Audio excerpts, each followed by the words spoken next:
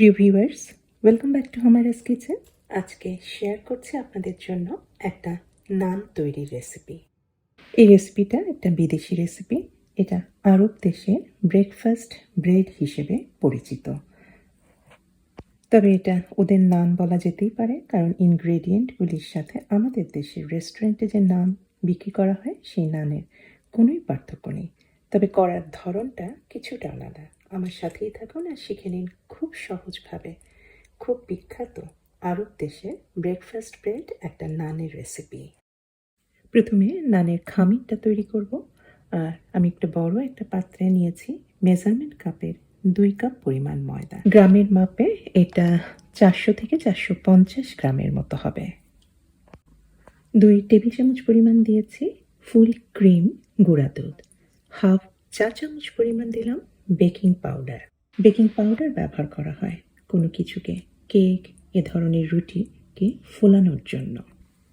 আর dry east ব্যবহার করছি। আমি এখানে দিয়েছি প্রায় 1 চা চামচের মতো ড্রাই ইস্ট। 1 টেবিল চামচ পরিমাণ একদম ভরে ভরে দিয়েছি চিনি। চিনি এই ড্রাই ইস্টকে অ্যাক্টিভ করতে সাহায্য করবে। আর দিয়েছি আধা চা চামচের মতো লবণ। আর একটা জিনিস দিচ্ছি, আমি আধা চা চামচের মতোই দিয়েছি এটা হলুদ গুঁড়া। রঙটা সুন্দর আসবে এই কারণে। তবে আরব দেশে হলুদ খুব একটা ব্যবহার করা হয় না, সেখানে ব্যবহার করা হয় জাফরান। হাতের কাছে থাকলে আপনারা হলুদের বদলে জাফরানও ব্যবহার করতে পারেন। সমস্ত গুঁড়া ইনগ্রেডিয়েন্টগুলি দেওয়া হয়ে গেছে, মেশানো হয়ে গিয়েছে। এখন মেশাবো লিকুইড বা তরল উপকরণগুলি। 2টা রুম টেম্পারেচারে রাখা ডিম ভেঙে দিয়েছি। অবশ্যই খেয়াল রাখবেন ডিম কিন্তু হতে হবে রুম টেম্পারেচারে, ঠান্ডা যেন একদমই না হয়, সেক্ষেত্রে ইস্ট কিন্তু অ্যাক্টিভ হবে না। তার মধ্যে 1 টেবিল চামচ পরিমাণ দিয়েছি কুকিং অয়েল বা সাদা তেল। আর 2 টেবিল চামচ পরিমাণ দিলাম টক দই। এটাও কিন্তু রুম টেম্পারেচারেই আছে, ঠান্ডা যেন একদমই না হয়, সেক্ষেত্রে ওই একই কথা, ইস্ট অ্যাক্টিভেট হবে না। এখন জাস্ট রুটির খামিরের মতো ভালোভাবে মথে নিতে হবে। বেশ কিছুক্ষণ ধরেই মথবেন, যাতে একেবারে নরম তুলতুলে একটা ডো হয়। ডোটা আমার কাছে কিছুটা শক্ত মনে হচ্ছে। আমি জাস্ট হালকা গরম পানিতে হাতটা ভিজিয়ে নিয়ে ডোটা মথে নিচ্ছি। 5-6 মিনিটের মধ্যেই ভালোভাবে মথে নেওয়া হয়ে গিয়েছে। এখন এটা প্রুফ বা যেটা আমি বলবো যে এটাকে এখন ফোলাতে হবে। আমি রেস্টে রাখবো নর্মাল টেম্পারেচারেই। আর বাটির মুখটা আমি একটা সেলোফেন দিয়ে ঢেকে দিয়েছি। এটা করবেন যে কোনো প্লাস্টিক দিয়েও ঢেকে দিতে পারেন। এতে কিন্তু দেখবেন যে ডোটা খুব তাড়াতাড়ি কিন্তু ফুলে ওঠে। আপনার যদি প্লেট দিয়ে বা কাপড় দিয়ে ঢেকে রাখেন সেক্ষেত্রে কিন্তু একটু সময় লাগে। আর আরও একটা টিপস আপনাদেরকে বলে দিই, সেটার জন্যও কিন্তু খুব তাড়াতাড়ি চোখের পলকে এই ডো কিন্তু ফুলে উঠবে। আমি একটা বড় বাটিতে হালকা গরম পানি, একটু গরম পানি আমি নিয়ে রেখেছি, তার উপরে আমি কাচের পাত্রটা বসিয়ে দিয়েছি। ওয়াটার বাথ, এতে কিন্তু খুব তাড়াতাড়ি এই ডোটা ফুলে উঠবে। 10-15 মিনিটের মধ্যে ডো কিন্তু প্রায় ডাবল হয়ে গিয়েছে। শীতকালে ঘরের টেম্পারেচারটাও বেশ কম থাকে, ঠান্ডা থাকে, সেক্ষেত্রে আপনারা এইভাবে গরম পানি, মানে কুসুম গরম পানির চেয়ে আরেকটু গরম পানির মধ্যে ডো পাত্রটা বসিয়ে রাখবেন। সেক্ষেত্রে দেখবেন খুব তাড়াতাড়ি আপনার ডোটা ফুলে উঠেছে। ফুলে ওঠা ডোটা আমি প্রায় রেখেছি এখানটায় ঘন্টা খানেকের মতো। আসলে ঘন্টা খানেকে রেখেছি ফোলানোর জন্য তা না, 15 থেকে 20 মিনিটের মধ্যেই ফুলে গিয়েছে। জাস্ট বেশিক্ষণ রেস্ট রাখলে আপনি দেখবেন যে সেই ডো দিয়ে তৈরি করা, যেই ডোতে ইস্ট ব্যবহার করা হয়েছে, রুটি বা যেটাই তৈরি করেন সেটা কিন্তু খুব নরম হয়।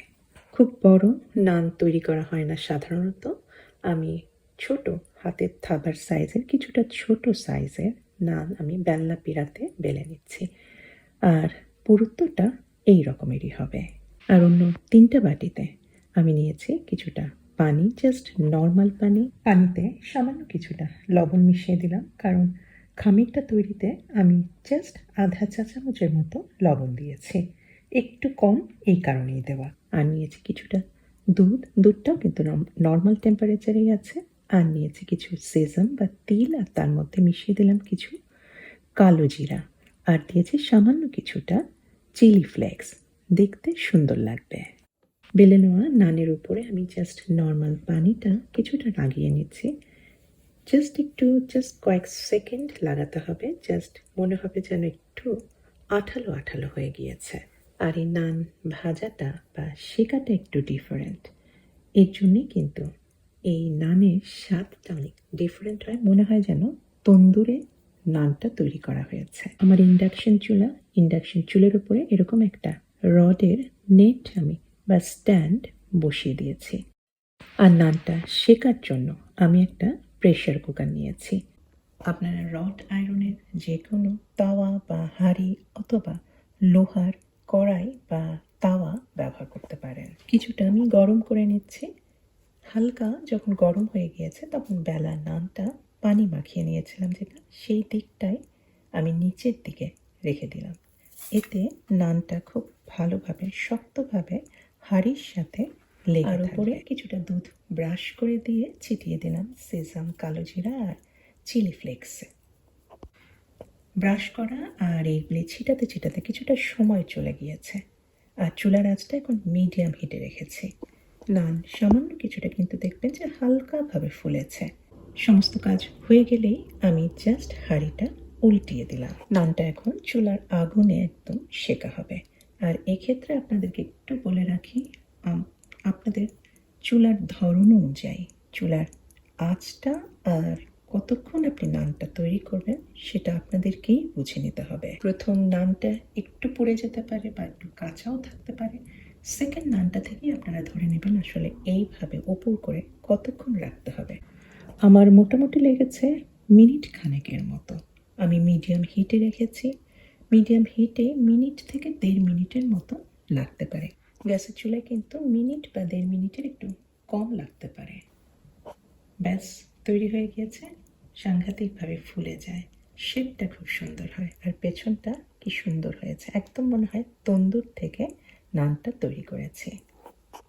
নানটা তৈরি হয়ে যাওয়ার পরে সঙ্গেই এটা উঠাবেন না, জাস্ট কয়েক সেকেন্ড 15-20 সেকেন্ড অপেক্ষা করে আমি তুলে নিলাম। খুব সহজেই উঠে আসলো। এইভাবেই আমি একই প্রক্রিয়া এখন অন্যান্য নানগুলি সব তৈরি করে নেব। ভেতরটা নরম, খুবই মজাদার আর একদম বাংলাদেশের যে তন্দুরের নান সেই স্বাদটাই কিন্তু আছে। অবশ্যই করবেন, একটু নতুন ধরনের আর হলুদ রঙের, দেখতেও খুব সুন্দর লাগে। আর সেজাম দেওয়া হয়েছে, কালো জিরা দেওয়া হয়েছে, চিলি ফ্লেক্স দেওয়া হয়েছে, তারও একটা টেস্ট বা স্বাদ আছে। রেসিপি পছন্দ হলে অনুরোধ করব অবশ্যই আমার চ্যানেলকে সাবস্ক্রাইব করে আমার চ্যানেলের সাথেই থাকবেন। সবাইকে অনেক ধন্যবাদ। আল্লাহ হাফেজ।